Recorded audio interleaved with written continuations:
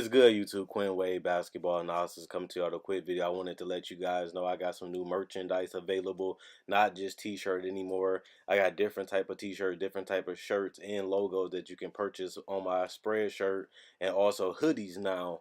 We have expanded and added more to the channel and more merchandise for the brand. Thanks for supporting. It will be in the description and the links will be in the comment section below. Thanks for helping me and supporting the movement. Quinn Wade Basketball Analysis. I'm going to check out the video. What is good, YouTube? Quinn Wade Basketball Analysis coming to y'all with another video.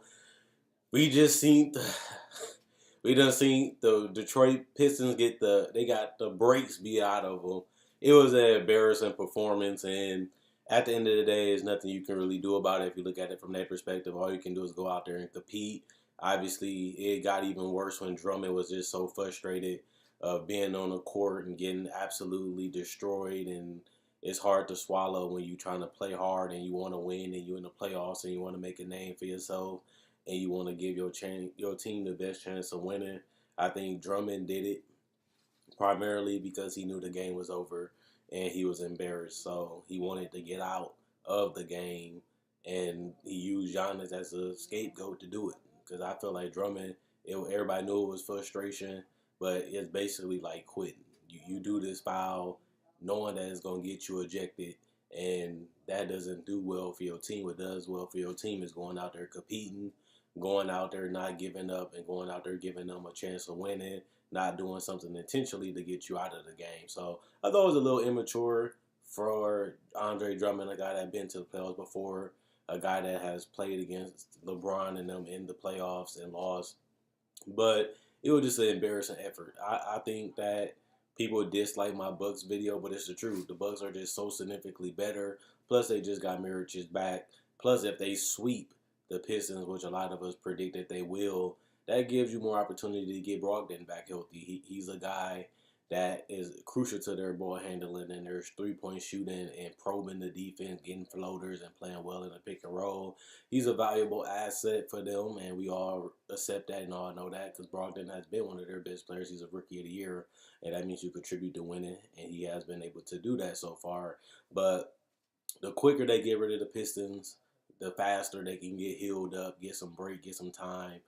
We don't know how long the Indiana-Boston series is going to go because Boston has been a Jekyll and Hyde. One minute they're this great dominant team, next minute they're mediocre, then sometimes they're just good enough. And the Celtics played good enough just to win the Pacers game by going on an explosive run, which locked up the W. So you have to give credit to the Bucks for going out there handling their business. Even though they got big, they kept it big. They didn't really let the Pistons get back in it. They didn't really let them get any confidence. They had to kill. Once they got up, they just kept piling and piling and piling on. And that's what you're supposed to do if you're a championship team. You're supposed to go out there and set the example. You're supposed to go out there and dominate. And they've been doing that all season, blowing people out. Giannis still was able to get 20 and 10, but he didn't have to play that many minutes, which helps him stay healthier, helps him rest his body, and it helps his team be better prepared because there's nothing really to prepare for because the titles say Blake Griffin might miss the whole playoff series. And honestly, it's kind of sad that if he does miss the whole playoff series because they worked so hard to get into the playoffs, they barely made it, and for them to literally get swept and they could get blown out by the largest margin in history the way it looks. And I think it's possible, especially if they don't have Blake Griffin at all. He's one of their primary ball handlers. He gives them so much versatility.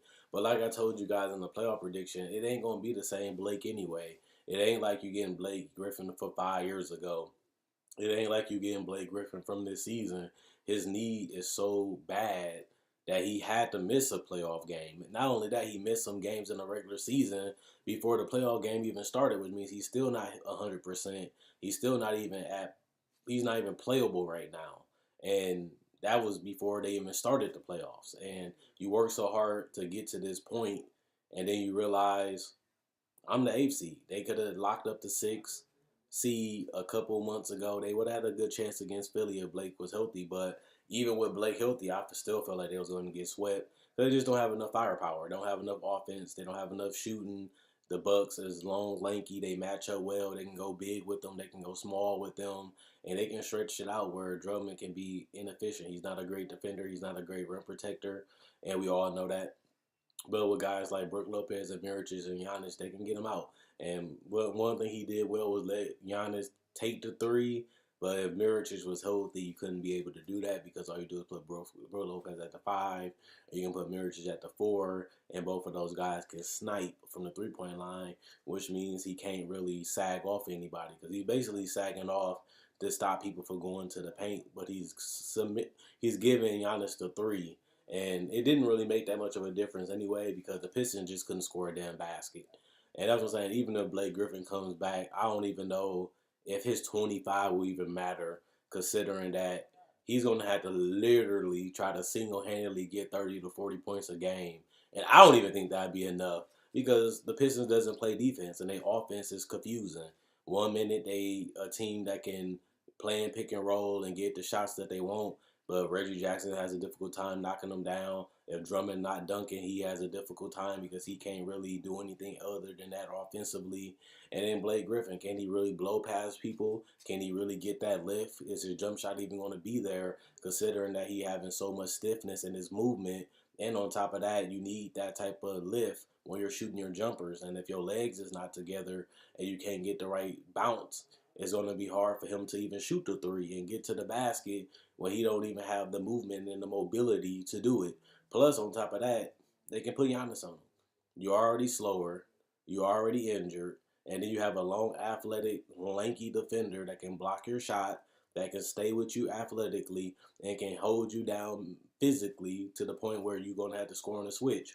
And that's the only thing that can really help this team is if they do switch with Blake Griffin, because he can get buckets on their smaller defenders, but can he do it consistently? That's going to be the question for him. He can shoot over them. He can post them up and dunk on them, but he's going to have to do that at a 50 to 60% clip of dominance. And he hasn't been able to do that in his career other than his rookie year, where he in his sophomore year, where he was just dunking on everybody.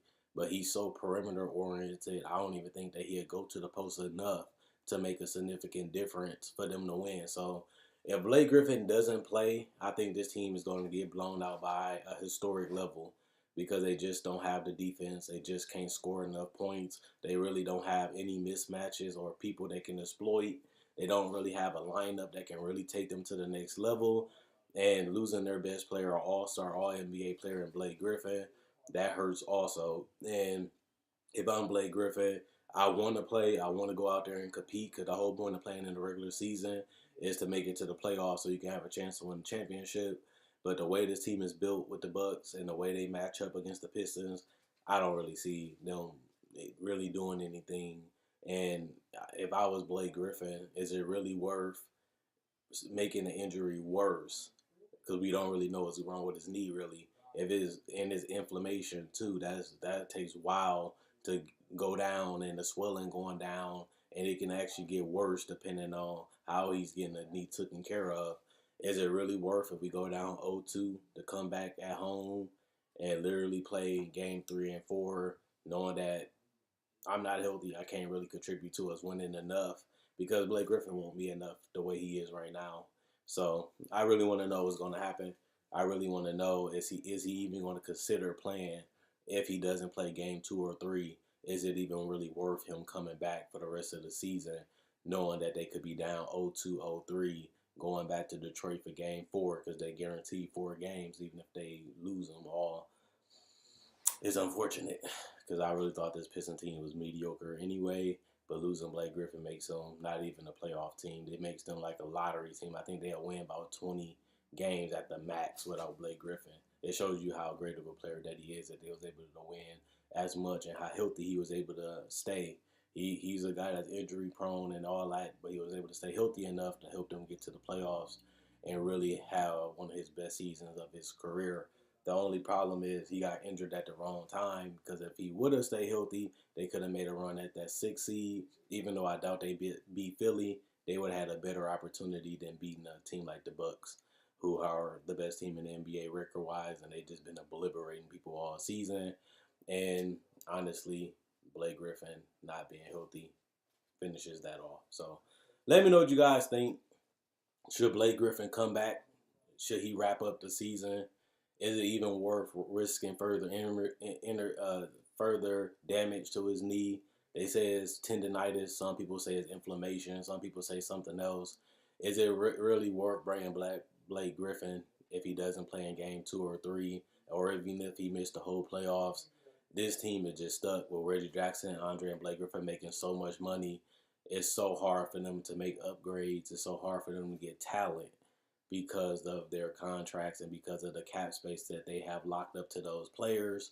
But what I will say is they did fight. They did find a way to make it to the playoffs, even though people had them locked up in at the second half of the season. They competed. They tried. They just not good enough. They went against a monster. They got massacred in game 1. And I think we'll see more games like that throughout this series, even though that's unfortunate for the Pistons fans because they know that they would love to see Blake play in the playoffs and give them a better chance of winning. I think they can keep it a little closer, but I just feel like they just don't have enough defense and scoring to make it competitive enough to win the whole game. Anything can happen. Shots can fall. Somebody can get hot.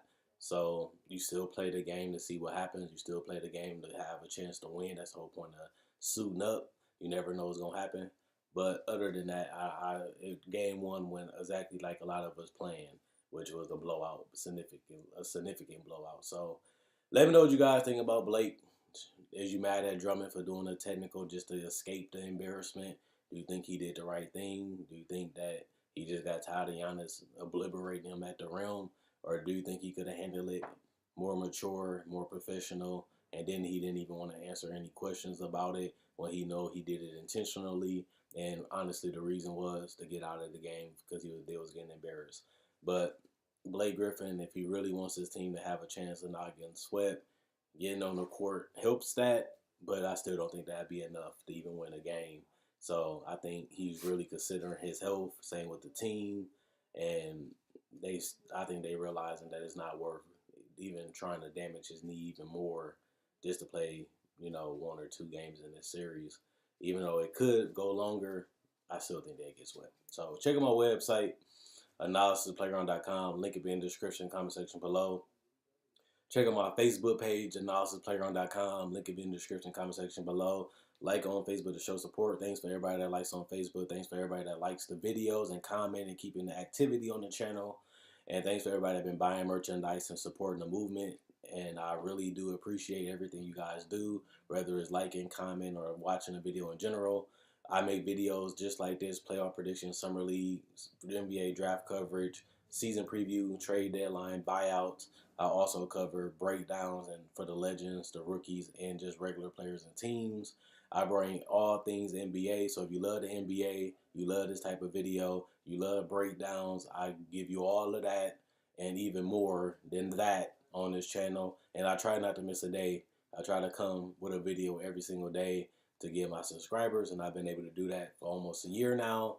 And if you enjoy NBA content, come be a part of the family. I enjoy making these videos. You guys enjoy watching. That's why I continue to go. Thanks for subscribing, liking, and commenting. Quinn Wade, Basketball Analysis, I'm gone. And let me know what you guys think Blake Griffin should do. Let me know what you guys think about Andre Drummond. And let me know if you think the Pistons going to get blown out by historic margin, or do you think they can be a little bit more competitive, or do you think they can win a game if Blake Griffin comes back, even though he won't be 100% and he won't really be healthy? Do you think that can help them win? Do you think they still get blew out? Or do you think the series, is over? They just had to play the games, even though we knew they was going to lose. But then again, you will never know until they play.